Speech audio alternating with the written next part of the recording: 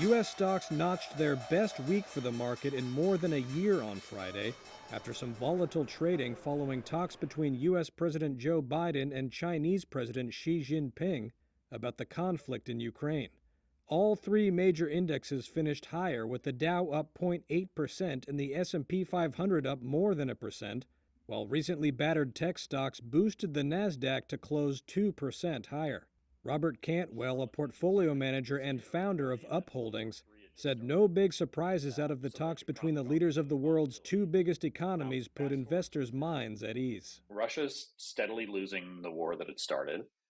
China today remains uncommitted in the conflict. That's probably the biggest news that came out this morning between Biden and Xi Jinping.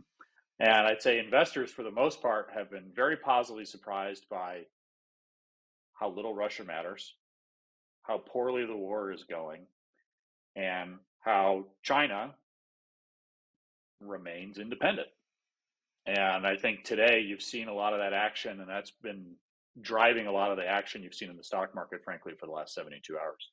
Big tech led Friday's rally, with Apple, Amazon, and Meta platforms posting gains along with the rest of the tech sector, which contributed to more than half of the S&P 500's advance. Tesla finished up almost 4% after it said it had resumed production at its Shanghai factory after a 2-day suspension.